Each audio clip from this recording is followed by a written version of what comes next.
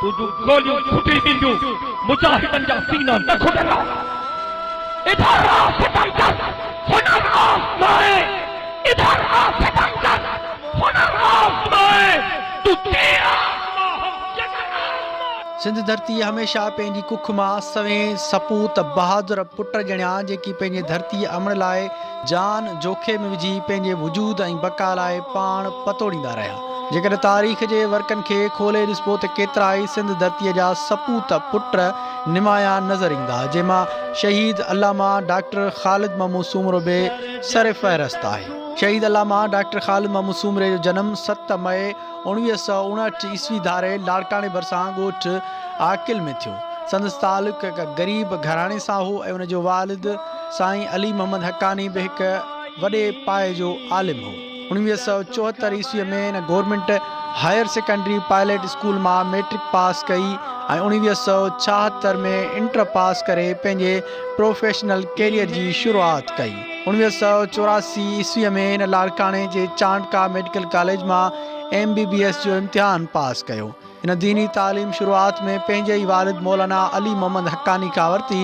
बाद में हिन वफ़ाकुल मदारिस अल अरबिया पाकिस्तान बोर्ड खां इस्लामी तालीम मुकम्मल करे आलिम जी डिग्री पिणु हासिल कई। शहीद डॉक्टर ख़ालिद महमूद सूमरो हिकु बेबाक निडर ऐं आला शख़्सियत जो मालिक हुयो। डॉक्टर ख़ालिद महमूद सूमरो सिंध लाइ पास ग़रीब मिसकीन माण्हुनि लाइ सगारो आवाज़ पिणु हुयो। डॉक्टर ख़ालिद महमूद सूमरो न सिर्फ़ु ॻोठ शहर बल्कि क़ौमी असेंबलीअ में बि सिंध जो आवाज़ बणियो ऐं मज़लूम माण्हुनि जे मुंझल आवाज़ जी तर्जुमानी कई। डॉक्टर ख़ालिद महमूद सूमरे पंहिंजी ज़िंदगी ज़ालिमनि सां टकर खाईंदे हक़ सच जी ॻाल्हि कंदे पंहिंजी धरतीअ सिंध अमर जे मसइलनि जे हल लाइ कोशिशूं कंदे गुज़ारी। शहीद अल्लामा डॉक्टर ख़ालिद महमूद सूमरो हिकु तहरीक जो नालो पिणु हुयो। तुझी नारी हाणे पटकन वारा निकता, हाणे दाढ़न वारा निकता, हाणे टोपन वारा निकता, माछी मुस मुजाहिद निकता। वटो तो दिल खुटहारी नेठ तटंदी तुझी, नेठ तटंदी तुझी मारी, नेठ तटंदी तुझी। शहीद डॉक्टर ख़ालिद महमूद सूमरो सिंध धरतीअ सां थींदड़ मसइलनि जहिड़ो कालाबाग डैम, बेरोज़गारी, चोरियूं, वारदातूं, नाइंसाफ़ी, अमन ऐं थींदड़ नाजाइज़ुनि ख़िलाफ़ पंहिंजो आवाज़ कुंड कुड़छ तोड़े सेनेट में उथारियो। डॉक्टर ख़ालिद महमूद सूमरे हर जलसे मीटिंग हर मोड़ ते सिंध जे जाइज़ हक़नि जी ॻाल्हि कई। सिंध में थींदड़ मसइलनि ते चिटो मौक़िफ़ पेश करे हिकु सिंध जे सचे सपूत हुजण जो सबूत पेश कयो। शहीद डॉक्टर ख़ालिद महमूद सूमरो सिंध जे वहदानियत जी ॻाल्हि क़ौमी असेंबलीअ में पेश करे सिंध खे जुदा करण वारनि जे मुंहं ते चमाट हई। शहीद डॉक्टर ख़ालिद महमूद सूमरो हिकु सियासी अॻवान सां गॾोगॾु हिकु बहितरीन मज़हबी अॻवान पिणु हुयो। पाण जमियत उलमा इस्लाम तंज़ीम सां वाबस्ता रहिया ऐं वॾो अरसो जमियत उलमा इस्लाम सिंध जा जनरल सेक्रेटरी पिणु रहिया। डॉक्टर ख़ालिद महमूद सूमरो दीनी हवाले सां वॾो ॼाणू ऐं माहिर हुयो। संदसि जो इल्मु कंहिं आलिम खां घटि न हो। संदसि जी ज़िंदगी अल्लाह ऐं हुनजे रसूल जी अताअत कंदे फरमान बरदारी कंदे गुज़री। संदसि जी रफ़्तार में नरमी ऐं गुफ़्तार में सख़्ती पिणु शामिल हुई। संदसि जी तक़रीर जो लहजो साफ़ चिटो ऐं इल्मी पिणु हुयो। पाण पहिरियों वॾो थी डॉक्टर थियण जा ख़्वाहिशमंद हुया, पर संदसि वालिद साहब अली मोहम्मद हक़ानी साहब जो ख़्यालु हो त डॉक्टर ख़ालिद महमूद सूमरो दीनी कमनि सां वाबस्ता थियण ऐं पंहिंजे संदसि वालिद साहब अली मोहम्मद हक़ानी जे मदरसे जी निगरानी कनि। ऐं आख़िर थियो बि ईअं। डॉक्टर ख़ालिद महमूद सूमरो पंहिंजे वालिद जे ख़्वाहिश खे पूरो करण खे अमली जामू पारायो ऐं बाक़ाइदा दीनी कमनि में सलाहिजी वियो। डॉक्टर ख़ालिद महमूद सूमरो जो दीन जे हवाले सां ख़िदमतूं बि साराह जोगियूं ऐं क़ाबिल दाद आहिनि। डॉक्टर ख़ालिद महमूद सूमरो सिंध जो सचो दिलेर सपूत अॻवान हो। हिन सिंध जो केस विढ़ण लाइ क़ौम परस्त अॻवान सां बि कुल्हो कुल्हे में मिलाए बीठल नज़र आयो ऐं सिंध जी नुमाइंदगी करे पंहिंजो ॻाट ऊचो रखियो।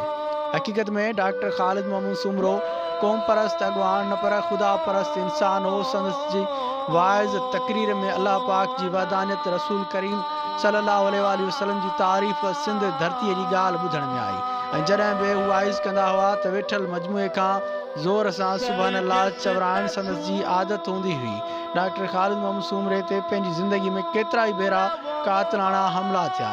शायदि उहे संदसि जे सच चवण ते कया विया। आख़िर 29 नवंबर 2014 जे सुबुह सादिक थींदे ई सिंध जे दुश्मननि जा नापाक इरादा ज़ाहिरी तौर ते कामयाब थिया ऐं डॉक्टर ख़ालिद महमूद सूमरो खे सखर जे मस्जिद में निमाज़ पढ़ंदे सजदे जी हालत में शहीद कयो। मुआसी सफ़र में वो साथी असांजे मुआसी सफ़र में वो साथी तमाणी द मंज़िल पंहिंजा ढोल ढाकी तमाणी द मंज़िल पंहिंजा ढोल ढाकी असांजे मुआसी सफ़र में वो साथी असांजे मुआसी सफ़र में वो साथी तमाणी द मंज़िल पंहिंजा ढोल ढाकी। पाण शहादत खां कुझु लम्हा अॻु सखर में अमुन कॉन्फ्रेंस खे ख़िताब कंदे बि सिंध में थींदड़ मसइलनि खे उजागर कयो ऐं अमन जे हवाले सां तमामु बहितरीन तजवीज़ूं पेश कयूं। ज़ाहिर में अलामा डॉक्टर ख़ालिद महमूद सुमरो असांजे विच में न आहे, पर हक़ीक़त सिंध जे शऊर जे भेट में अलामा डॉक्टर ख़ालिद महमूद सुमरे जो नालो सरे फ़हरिस्त ऐं तारीख़ जे वर्कनि में सोनहरी अखरनि में लिखियो वञे थो। हिन दस्तार मुबारक ते वालिद साहब जो खून अञा भी मौजूद है।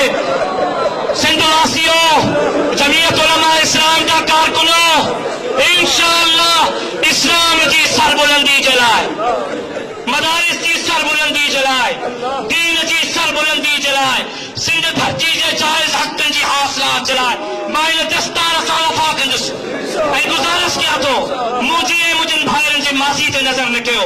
असांजे मुस्तक़बिल खे ॾिसो, असांजे मुस्तक़बिल में असां सां साथ रहो। हीअ दस्तार गवाह आहे।